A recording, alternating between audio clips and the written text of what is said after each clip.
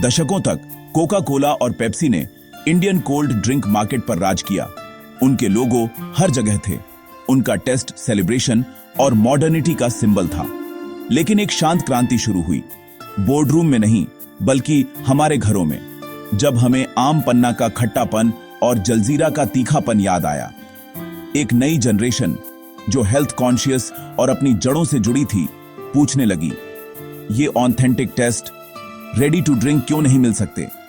पुराने फॉर्मूले, शुगर वाले, आर्टिफिशियल अपना चार्म खो रहे थे। हमें कुछ रियल चाहिए था, कुछ ऐसा जो हमारी स्टोरी बताए। ऑथेंटिसिटी की इस चाहत ने एक ऐसा गैप बनाया जिसे दिग्गज भर नहीं पाए।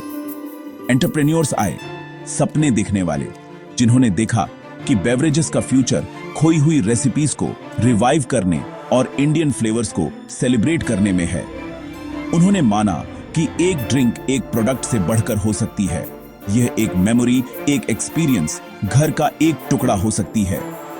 यह उनकी स्टोरी है, कैसे कुछ लोगों ने एक एम्पायर को चैलेंज करने की हिम्मत की और एक क्रांति शुरू की। कोला के दबदबे का अंत धीरे धीरे हुआ, जिसकी वजह बढ़ती हेल्थ अवेयरनेस थी। सोशल मीडिया ने एम्प्टी कैलोरीज और लाइफस्टाइल डिजीज जैसे टर्म्स को डेली कन्वर्सेशन में ला दिया। पेरेंट्स ने शुगर वाली सोडा पर सवाल उठाए, एडल्ट्स ने कोला को हेल्थ इश्यूज से जोड़ा। लोगों को ऐसे ड्रिंक्स चाहिए थे जिनके रियल बेनिफिट्स हों, natural, low sugar, real ingredients से बने। उसी समय इंडिया का कल्चरल प्राइड बढ़ा। हमने वेस्ट की नकल करना बंद किया और अपनी कुलिनरी हेरिटेज को सेलिब्रेट करना शुरू किया। शिकंजी और ठंडाई जैसे ट्रेडिशनल ड्रिंक्स सिर्फ नॉस्टैल्जिया नहीं बल्कि आइडेंटिटी के सिंबल बन गए। बड़े ब्रांड्स जो मास प्रोडक्शन पर बने थे, कोकुम या बेल जैसे लोकल फ्लेवर्स में पिवट नहीं कर पाए। कंज्यूमर की चाहत और जो ऑफर किया जा रहा था, उसके बीच इस गैप ने नए इंडियन बेवरेज एंटरप्रेन्योर्स के लिए दरवाजे खोल दिए।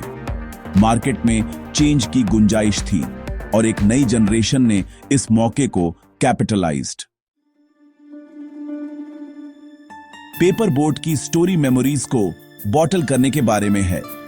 2013 में हेक्टर बेवरेजेस के 4 दोस्तों ने एक अपॉर्चुनिटी देखी, हमारे बचपन के ड्रिंक्स जैसे आम पन्ना और जलजीरा को मॉडर्न इंडिया के लिए पैक करना।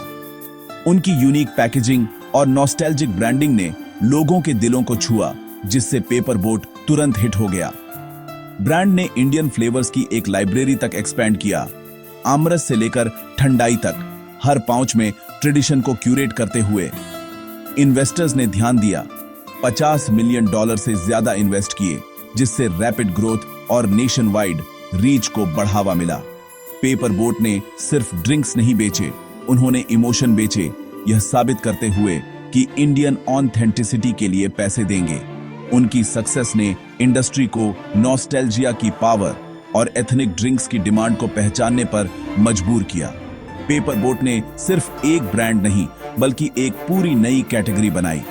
उन्होंने दिखाया कि कभी-कभी आगे बढ़ने का सबसे अच्छा तरीका पीछे देखना होता है। उनकी जर्नी ने इंडियन बेवरेज मार्केट को हमेशा के लिए रिप्लेस्ड। जहां पेपर बोट नॉस्टैल्जिया पर चला, वहीं रॉ प्रेसरी ने हेल्थ और प्योरिटी पर बेट लगाया। 2013 में स्थापित रॉ प्रेसरी ने कोल्ड प्रेस्ड जूसेस पेश किए, जो फ्रेश, न्यूट्रिएंट रिच और प्रीमियम प्राइस्ड थे।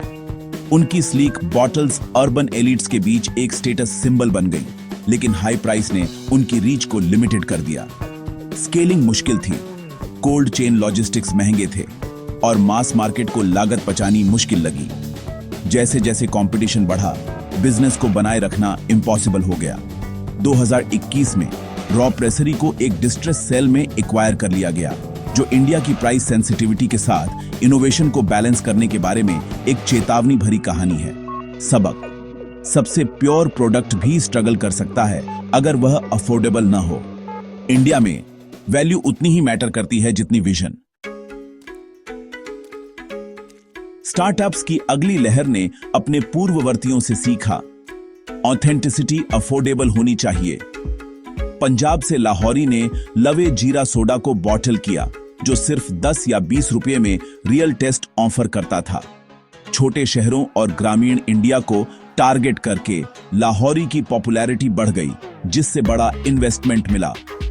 उनकी सक्सेस ने साबित किया कि आपको फैंसी होने की जरूरत नहीं है, बस रियल और रीचेबल होना चाहिए।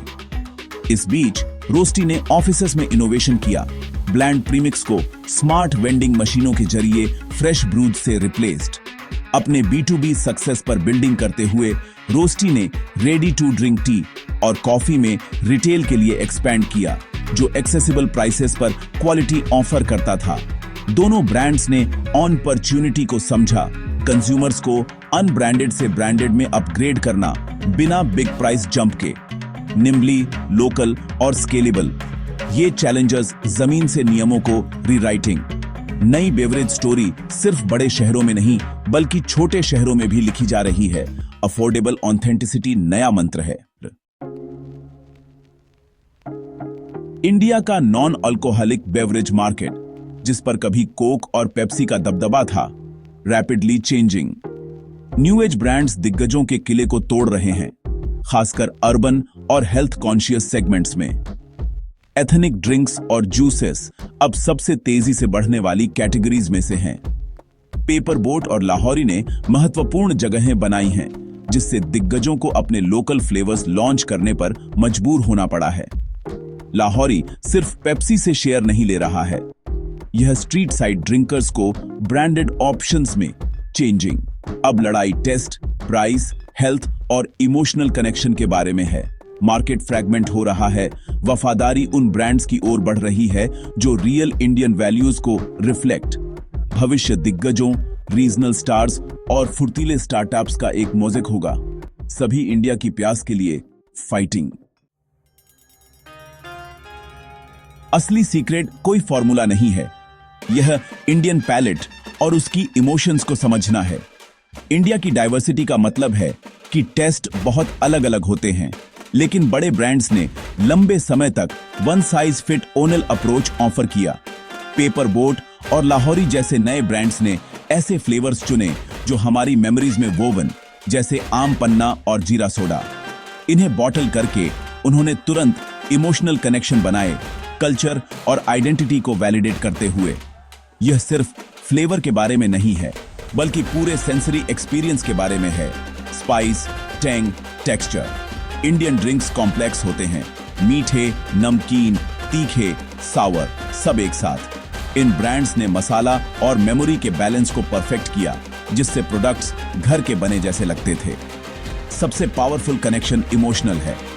प्राइड इन रूट्स, ऑथेंटिसिटी की ओर रिटर्न। इन ब्रांड्स को चुनना सिर्फ टेस्ट के बारे में नहीं है, यह आइडेंटिटी के बारे में है। वह इमोशनल रेजोनेंस ही है कि स्मॉल स्टार्टअप्स ग्लोबल दिग्गजों के सामने कैन स्टैंड। बेवरेज क्रांति एक इकोसिस्टम द्वारा संचालित है। वेंचर कैपिटल, टेक्नोलॉजी और न्यू मार्केटिंग। सिक्वाया और वर्ल्ड इन्वेस्ट जैसे इन्वेस्टर्स ने स्टार्टअप्स को कैपिटल और गाइडेंस के साथ ईंधन दिया, जिससे बोल्ड आइडियाज पॉसिबल हुए। फूड टेक और लॉजिस्टिक्स में तरक्की ने छोटे ब्रांड्स को क्वालिटी और रीच पर कंपटीशन करने दिया। स्टार्टअप्स अब थर्ड पार्टी लॉजिस्टिक्स के साथ पार्टनरशिप कर सकते हैं, जिससे लेगेसी दिग्गजों के खिलाफ फील्ड बराबर हो जाती है। डिजिटल मार्केटिंग ने खेल बदल दिया। ब्रांड्स इंस्टाग्राम और यूट्यूब पर लॉयल कम्युनिटीज बना सकते हैं, सिर्फ टीवी पर नहीं। पेपर बोट की वायरल डिजिटल फिल्मों ने पुरानी एडवर्टाइजिंग लागत के एक अंश पर गहरे emotional bond created. Agile startups दिग्गजों को मात देते हैं, क्योंकि वे अधिक क्रिएटिव, ऑथेंटिक और रिस्पॉन्सिव होते हैं। इकोसिस्टम अब बेवरेज इनोवेटर्स की एक नई जनरेशन को नरिशेस। 2026 में इंडिया का बेवरेज मार्केट पहले से कहीं ज्यादा डायनामिक है। भविष्य एक दुआपोली या पूरी तरह से उखाड़ फेंकने के बारे में नहीं है। यह बड़े और छोटे, नेशनल और रीजनल ब्रांड्स का एक वाइब्रेंट मिक्स है। अगली लहर हेल्थ पर फोकस करेगी। फंक्शनल ड्रिंक्स, आयुर्वेदिक इन्फ्यूजन और बच्चों के लिए low sugar options. Sustainability matter करेगी। इको फ्रेंडली पैकेजिंग और एथिकल सोर्सिंग वफादारी विल विन। दिग्गज अनुकूलन कर रहे हैं, एथनिक और हेल्दी वेरिएंट लॉन्च कर रहे हैं, स्टार्टअप्स को एक्वायर कर रहे हैं और डिस्ट्रीब्यूशन को मजबूत कर रहे हैं। आगे की लड़ाई स्केल बनाम एजिलिटी, एफिशिएंसी बनाम ऑथेंटिसिटी है। सक्सेस के लिए लोकल सोचना, नेशनल काम करना और ऑथेंटिक स्टोरीज बताना होगा।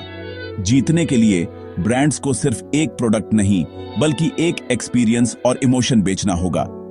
विजेता इंडिया की समझदार प्यास को प्यार, सम्मान और इंडियन होने का क्या मतलब है, इसकी गहरी समझ के साथ विल क्वेंच।